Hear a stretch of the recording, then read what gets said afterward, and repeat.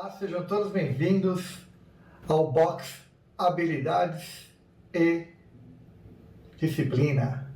Be Relentless, Be Evoke, juntos já na jornada da alta performance. E nesse box, como eu falei no box anterior, da grande importância e relevância dos grupos, agora eu vou falar das equipes, as características das equipes e da importância e relevância das equipes. Fique comigo, eu vou falar um pouco mais disso.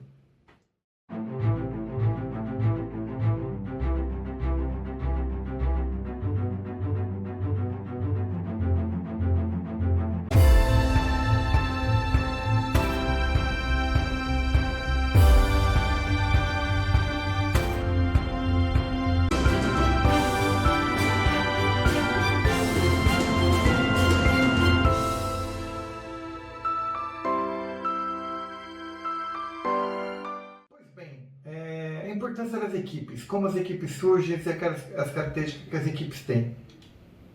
O que é melhor, né? Trabalhar em equipe ou trabalhar em grupo? A equipe ela vai ter um nível de maturidade bastante alto, né? Ou um nível mais alto do próprio relacionamento, né?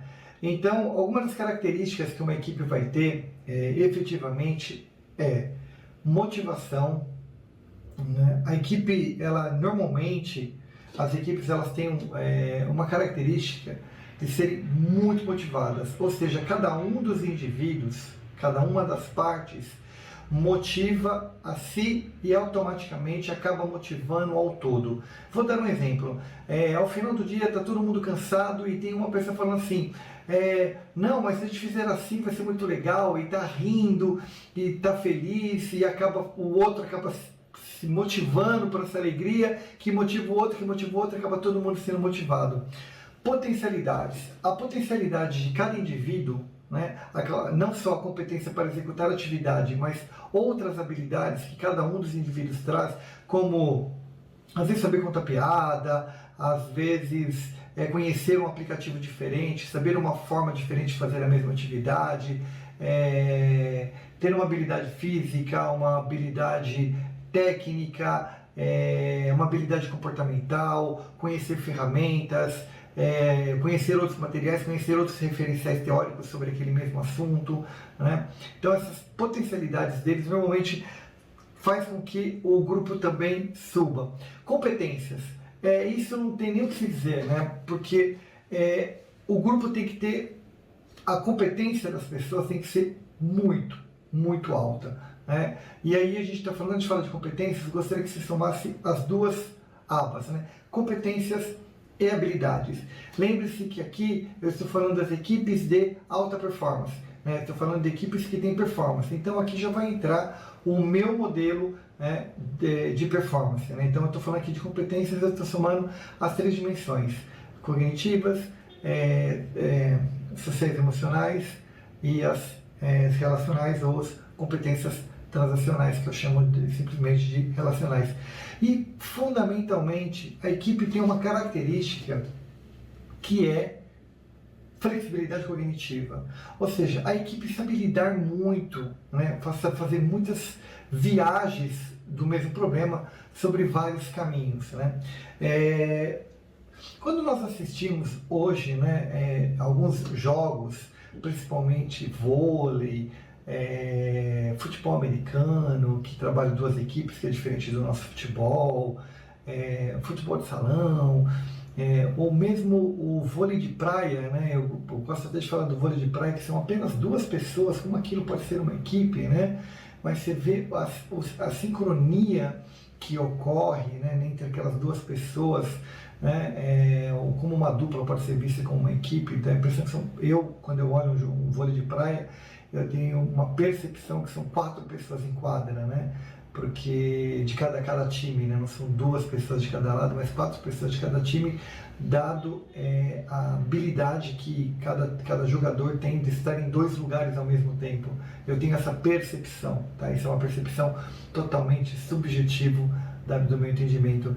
E o que vocês vão ver fundamentalmente, isso talvez seja a característica mais importante de uma equipe. Você vai saber que você está trabalhando numa equipe quando você perceber que o ambiente muda. Tá? A soma de todas essas variáveis tem que ter a presença de todas elas em maior ou menor quantidade, mas não é uma ou outra. Se tiver uma, eu estou numa equipe. Não, tem que ter a presença de todas essas 5 variáveis e a presença delas em maior ou menor escala, é sempre numa escala perceptível mesmo, mas uma das coisas mais relevantes que você vai perceber, talvez de todas, a mais relevante é que a equipe muda o ambiente. Então, quando você estiver trabalhando numa equipe, você vai perceber que a equipe muda o ambiente. E quando eu falei do vôlei, ainda mais no dia de hoje, que o vôlei até mudou sua própria estratégia, tem o jogador líbero, e você vê que no passado, talvez 10 anos atrás, no vôlei, os jogadores tinham posições totalmente fixas.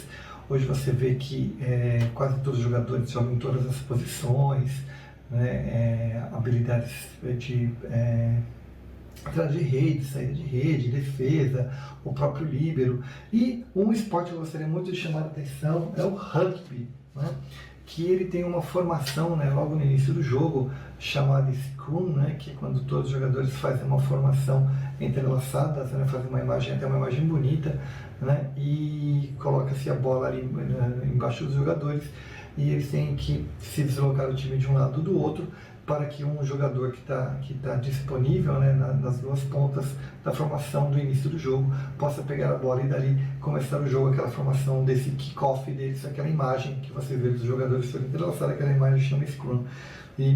E o Scrum, além do que, o rugby tem uma outra curiosidade, que o ataque deles, a bola tem que ser arremessada para trás.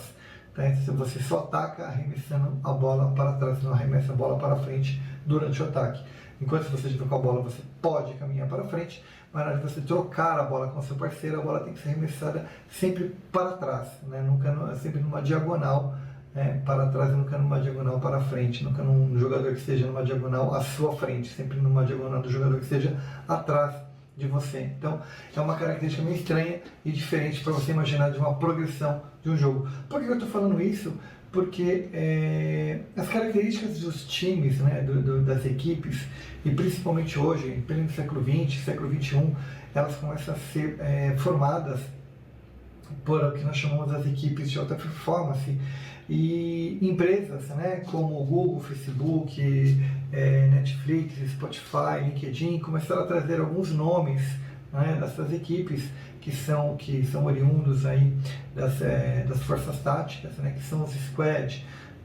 O squad nada mais é um nome oriundo aí das forças táticas americanas, que são equipes que têm habilidades específicas ou habilidades extraordinárias.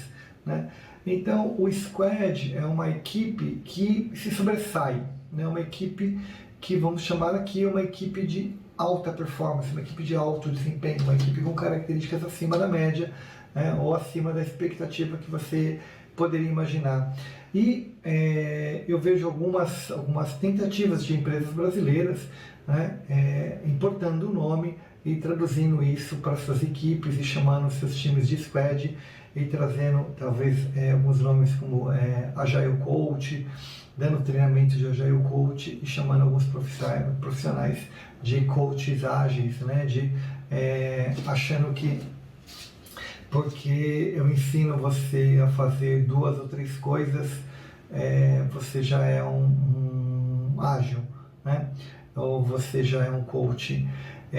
Eu parto da seguinte filosofia: tudo é um aprendizado, tudo é um crescimento, tudo é uma forma. Você não aprende 2 coisas e é uma coisa, você exercita muito uma coisa e se torna aquela alguma coisa. Nós nos tornamos algo, assim, a habilidade de aprender é exercitar. Ensinar é um verbo transitivo direto, Eu sei o que eu ensino, mas eu não tenho a menor ideia do que você aprende.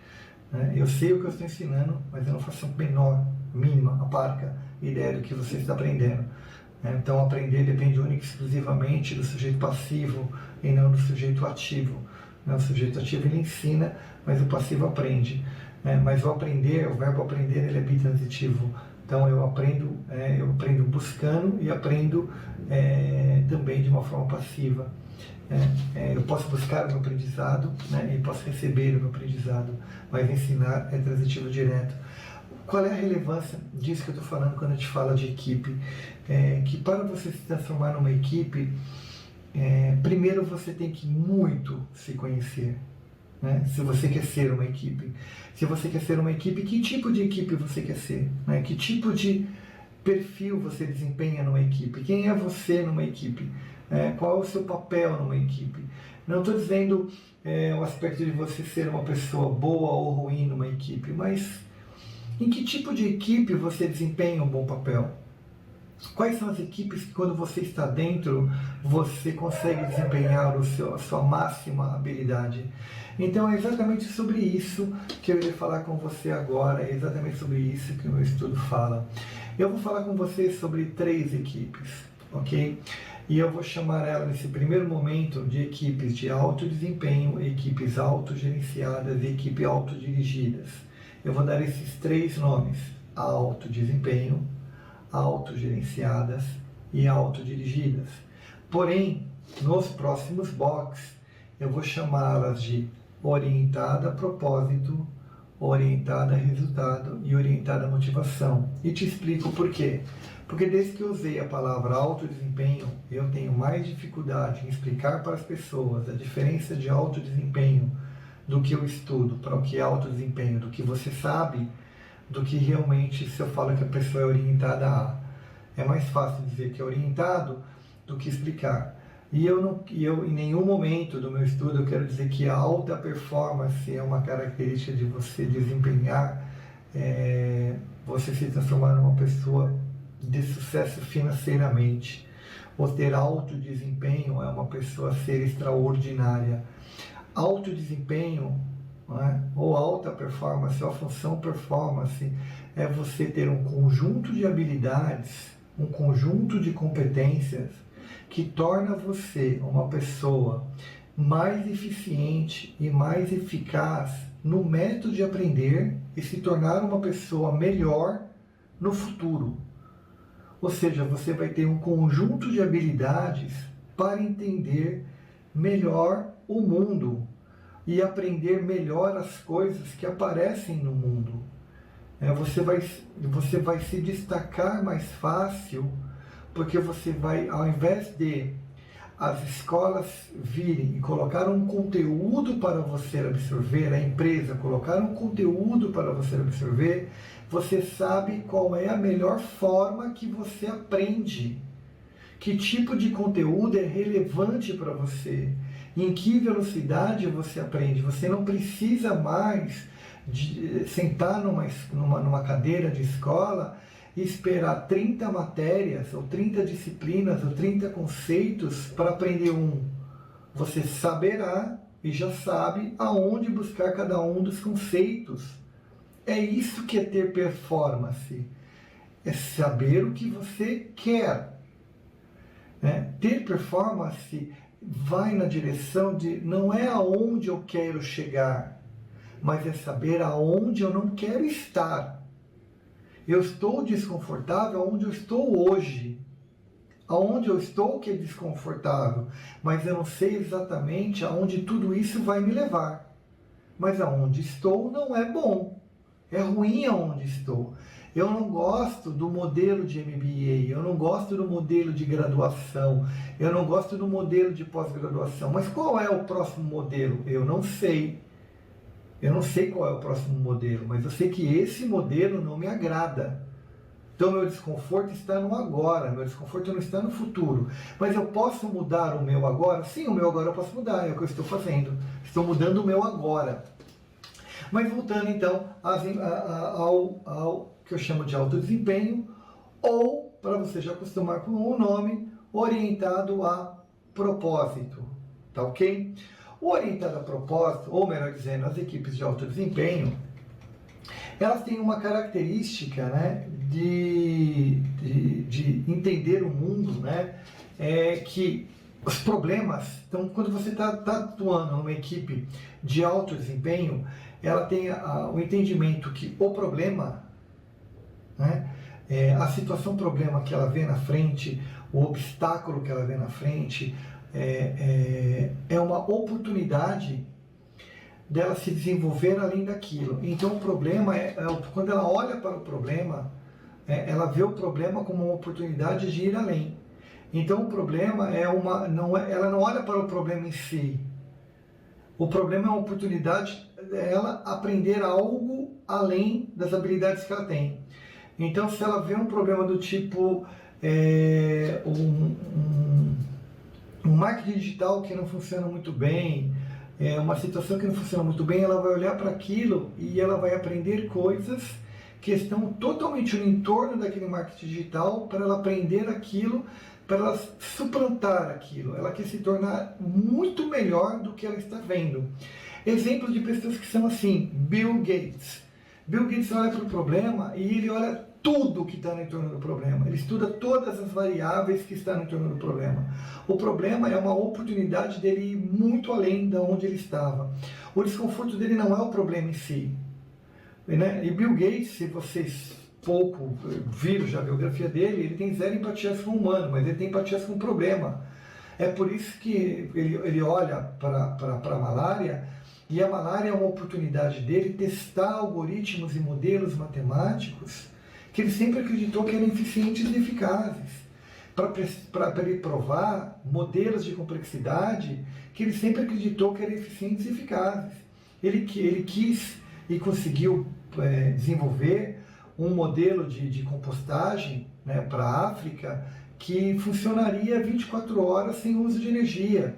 Então, assim, ele não tem empatia pelo problema das pessoas, ele não tem empatia pelas pessoas, ele tem empatia pelo problema que as pessoas têm, ele quer resolver o problema.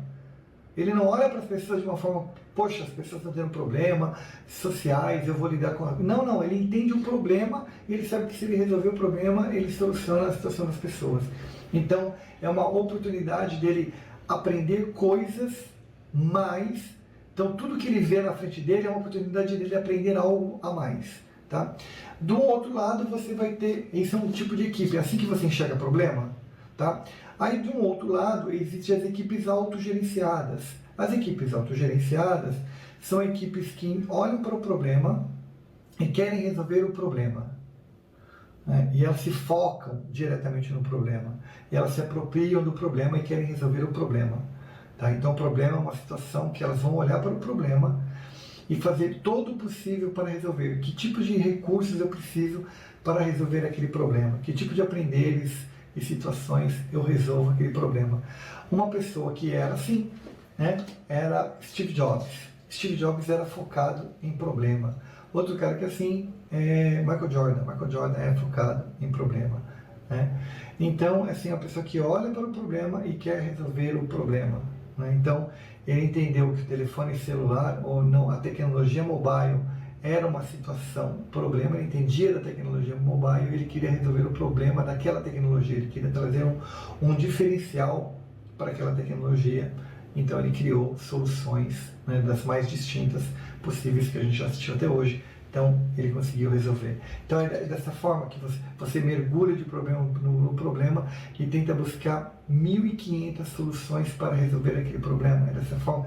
E aí, né, Steve Jobs já tem um pouquinho mais de empatias com pessoas, mas uma das características do autogerenciado, que isso é muito importante, ele tem excelentes ideias, mas ele não é tão bom executor. Ele precisa de pessoas para executar as ideias dele.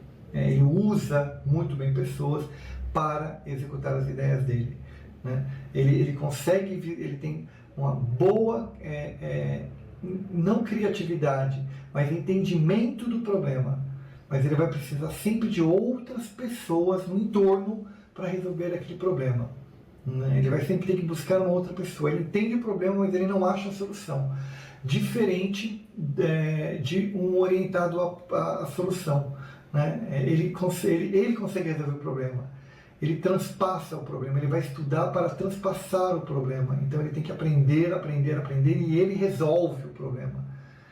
Ele estuda para aprender a resolver o problema. Esse não, ele entende do problema, o autogerenciado entende do problema, mas busca pessoas para solucionar o problema. Ele vai entender, ele entende do problema, mas ele precisa de outras pessoas para solucionar o problema. Ele tem uma visão mais centrada no problema. E ele usa da inteligência de outras pessoas para resolver. Então, ele tem várias visões para entender o problema. Ok? E por último, e não menos importante, são os 3 tipos, são as 3 dimensões que eu falo. É orientado às equipes autodirigidas ou por motivação. Um exemplo que eu gosto de trazer, que eu acho que é o mais dinâmico de todos, eu poderia citar primeiramente o técnico de voleibol, mas eu vou trazer o Michael Phelps primeiro, porque eu acho que é um exemplo bem legal. O Michael Phelps, ele como líder de equipe, você vê que a principal habilidade dele, ele é um excelente nadador e tudo mais, mas eles são muito centrados nos objetivos, ele olha para o problema, mas eles são centrados em equipes, eles se melhoram para resolver o problema. Eles são pessoas que eles têm que se tornar cada vez melhores para resolver o problema. Então eles vão se capacitando, se desenvolvendo para resolver o problema de uma forma mais humana e integralizada. Eles buscam uma capacitação diferente, uma forma de trazer pessoas com eles para resolver o problema. Eles precisam de gente para resolver o problema. Eles precisam de mais pessoas com eles para resolver o problema. Eles precisam de sempre envolver um grupo muito grande de pessoas ou motivar muitas pessoas para resolver o problema. E eles conseguem, tudo que eles alcançam de uma forma mais grupal, de uma forma mais orquestrada, pessoas que conseguem motivar pessoas no mesmo objetivo que eles estão indo. São pessoas que sempre para alcançar o objetivo precisa de gente. Ela entende o problema, mas a partir do momento que ela olha para o problema, a primeira coisa que ela faz é: você também está vendo o problema? Se você não está vendo, ela quer te mostrar o problema, quer que você entenda o problema. Você está entendendo o problema, ela mostra para outra pessoa, ela quer que muitas pessoas entendam, muitas pessoas participem, muitas pessoas se apropriem daquilo ali. E juntos a gente consiga fazer algo muito melhor. Então essa visão muito de time resolvendo alguma coisa, não é uma visão mais individualista. Os 2 anteriores são mais individualistas. Em termos de maior proporções, que você vê mais, o autodirigido, eles são os mais raros de você encontrar, são os que menos você acha, essas pessoas com essa habilidade, porque ele tem alguns diferenciais muito grandes. A inteligência dele socioemocional é muito alta, então a maturidade dele é muito alta, e ele tem que já ter um equilíbrio emocional muito grande vindo já de origem, então para que ele consiga desenvolver as outras habilidades. Então são tipos de performance um pouco, pelo menos no meu estudo, um pouco mais de 1000 pessoas, é mais difícil encontrar esse tipo de líder. E mesmo na literatura você vê que são poucos os modelos de líder que vão nessa direção. Ou de alto desempenho e autogerenciado, você encontra muito mais desse modelo, porque eles atuam mais isolados. Você consegue perceber, um atua e traz algumas pessoas para resolver o problema e o outro atua bem isolado. Então é mais fácil você encontrar esses modelos de performance, tá bom? E como eu já disse um pouquinho, o contrário então do baixa performance, então quando você estamos falando de alta performance, ter baixa performance não é trabalhar em grupo, tá? Ter baixa performance é um foco muito grande em tarefa, uma visão muito grande na tarefa e na atividade. Então a gente vai ver muito isso dentro das empresas. Então visão de grupo é uma coisa que é positivo, né? Mas baixa performance já não é uma coisa positiva, né? E não tem nada a ver com visão de grupo, é uma outra coisa.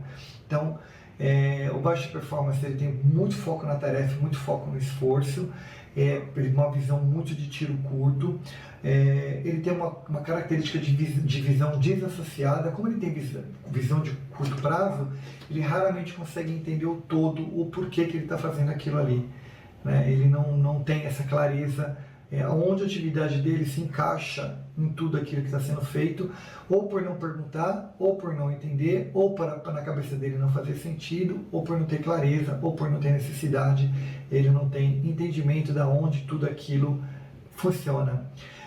Por ter essas duas características, leva automaticamente a uma terceira: a criatividade dele é mínima. Ele não é criativo porque ele não quer ser criativo, né? Ele não quer achar caminhos e alternativas para resolver o problema. Então, automaticamente, a criatividade dele se torna uma criatividade muito baixa, né? Então, você ter baixa performance, tua criatividade acaba sendo muito baixa. Cuidado, né, que às vezes a tua performance ela está totalmente associada a um estresse muito alto. Lembre-se que nós falamos em relação com o medo, apontamos lá atrás o estresse. E outra coisa que ocorre também é uma falta de comprometimento. Tá? Teu comprometimento acaba sendo muito baixo, né? Você não tem comprometimento, né? Cuidado, não confunda comprometimento com responsabilidade ou com engajamento. Tá? Não, você não se compromete, tá? Você não quer se comprometer, né? Então você evita se comprometer. Então, quanto menos eu puder, né, naquele momento assim, quem pode fazer tal coisa, você vê imediatamente os Horácios, né, surgindo, os bracinhos ficando curtos das pessoas, imediatamente as pessoas tudo com os bracinhos curtinhos assim, os Horácios imediatamente aparecendo. Por quê? Porque são as pessoas surgindo dentro da tua empresa, os baixas performances aparecendo ali, porque nenhum deles quer pegar a atividade, não quer fazer aquilo, ou acha que aquilo não tem que fazer. Só que eu adiciono uma variável final aí, que é quero deixar bem claro que é muito mais uma inferência, né, do que realmente uma referência, né? Muito mais um acreditar que isso ocorre do que realmente ser uma referência de ter analisado e visto isso o tempo todo. Eu acredito que isso seja falta de competência, né? Tanto hard skill como soft skill. É aquela pessoa que foi colocada no lugar errado, de forma errada. Durante os anos, eu aprendi que treinamento não resolve contratação errada. Ao longo dos anos, eu aprendi que treinamento não resolve contratações erradas. Então, às vezes, a pessoa é contratada de uma forma errada, ela foi contratada por uma área, ou por um cargo, ou por uma função, e depois ela foi contratada para resolver um problema específico no tempo, e ela foi promovida para uma área ou para uma função que ela não tem habilidade, nem conhecimento, nem nada, e ela está ali, e ela não vai nem para frente nem para trás. Então eu chamo isso de contratação errada. Contratou para uma coisa e depois aquele problema foi resolvido, e agora o que eu faço com essa pessoa, né? Não pensou no longo prazo, né? Então eu não sei se eu não estou aqui para dizer que a culpa é do RH, é da culpa da organização. Eu acho que a culpa é do todo. Todos nós erramos aí. Então eu não sei o que eu faço com essa pessoa agora já está num lugar que ela não serve nem para A, ela não serve nem para B, ela está num lugar ali que não serve para nada. Então eu acredito que ela não tem as competências necessárias, né, para ter performance. Falta a ela, né, tanto hard skill, competências técnicas, como soft skills, competências comportamentais. Porém, eu gosto de abrir um parênteses muito grande aqui quando eu falo de hard skill e soft skill, tá? Por quê?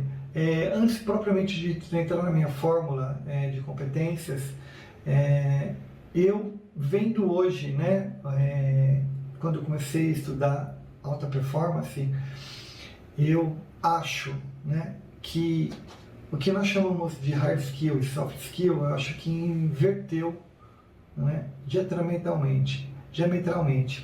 Por quê? Eu acho que hard skill hoje é comportamental e soft skill hoje são habilidades técnicas. Porque soft skill, ou habilidades leves, É tão fácil hoje aprender.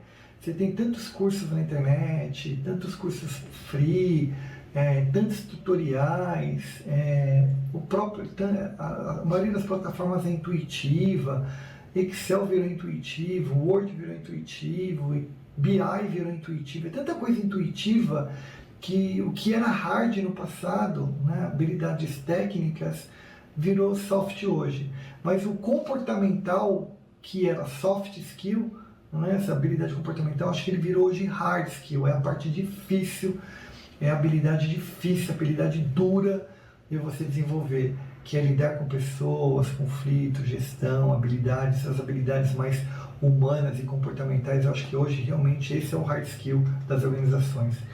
E eu queria passar com vocês agora a minha fórmula de competência e deixar para vocês claro o que cada um desses elementos da minha fórmula quer dizer, né? E para que vocês entendam, porque a partir do próximo box, né, eu vou falar única e exclusivamente dela, né, para que vocês entendam, né? Então, primeira coisa, né, o que é essa função, né? Então, a função performance, ela abandona o modelo de desempenho focado em atividade, ela abandona o modelo de desempenho focado em métrica, ela abandona o modelo de desempenho focado simplesmente numa avaliação, né?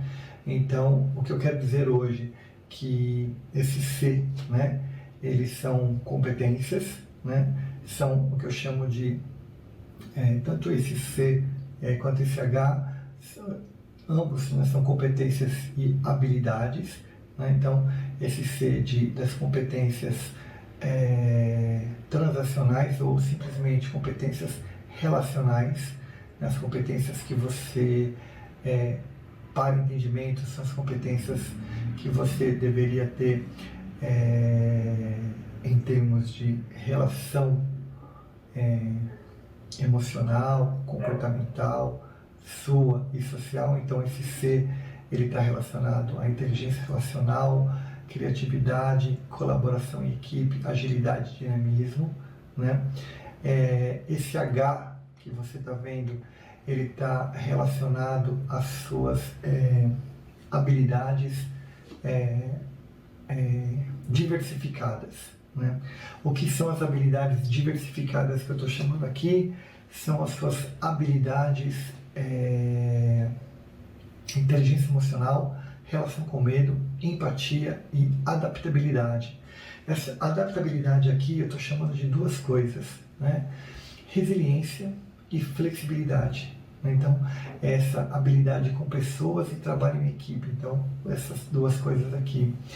Essas duas competências, elas estão elevadas a uma terceira competência, né, que eu chamo de autoconhecimento ou cognitivo, né? Então vocês vão ver sempre aparecendo no modelo do Evoque, ou cognitivo ou autoconhecimento, que nada são as habilidades, né, que tudo isso que você tem que ter como competência, elas têm que estar elevadas, ou seja, você tem que usar todas elas, né, todas essas duas competências, tanto a socioemocional quanto a relacional, elas têm que estar elevadas, ou seja, você tem que usá-las utilizando complexidade, pensamento crítico, técnica de tomada de decisão e flexibilidade cognitiva.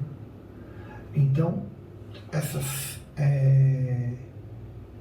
4 habilidades de um lado, 4 habilidades do outro, elevadas a mais 4 habilidades, né? Então, essas 12 habilidades que você está vendo, né, essas 12 habilidades, elas todas estão orientadas ao seu propósito, tá? E esse propósito seu, ele pode ser tanto um propósito pessoal quanto um profissional. Eu ia deixar simplesmente orientado a propósito, né, que na fórmula original é orientado a propósito. Eu só coloquei esse organizacional pessoal porque algumas pessoas entendem de forma mais fácil dessa forma. Porém, para que essa fórmula toda funcione, ela precisa desse box que eu estou falando para vocês agora, né, que são os processos estruturados. Ou seja, para que tudo isso que eu estou falando para vocês funcione, tem que ter exercício, tem que ter hábitos e disciplinas. Se você não tiver hábitos, um conjunto de hábitos e um conjunto de disciplinas, nada disso vai funcionar. Se você não exercitar cada uma dessas habilidades, relação com medo, inteligência relacional, cada uma dessas habilidades, elas não forem exercitadas diariamente, não necessariamente todos os dias, né? Eu falo diariamente, mas dentro de um universo de 365 dias, você exercitar elas, todas essas habilidades, né? Você não alcança a performance, né? Você não será o que eu chamo de uma alta performance. Mas o mais importante que você deve saber é que cada um dos 3 tipos de performance que eu cito, né, o orientado a resultado, né, o orientado a propósito e o orientado à motivação, eles reúnem um conjunto maior ou menor de cada uma delas. Então agora no próximo box eu vou falar o que cada um deles tem de muito de uma e muito menos de outra. Porque isso, o que eu percebi no meu estudo foi que para ser alta performance tem que haver desequilíbrio nas habilidades. As habilidades não podem ser equilibradas, você não pode ter todas equilibradas, porque todas elas equilibradas você não tem destaque, você não se destaca. E a partir do momento que elas se desequilibram, né, positivamente, é claro, a presença, o excesso de uma automaticamente suprime outra, né, desequilibra a outra, mas o que você está estudando aqui é que você está buscando o modelo real. Existe o modelo ideal, existe o modelo real. Então o que você está buscando aqui é compreender como cada uma dessas forças se relacionam. E no próximo box eu vou falar como cada um dos 3 que eu acabei de explicar se relacionam com essas 3 dimensões. E a partir daí fica bem mais fácil você desenvolver as suas competências e as suas habilidades dentro de cada uma dessas 3 orientações, 3 dimensões que eu vou falar. Te espero no próximo box.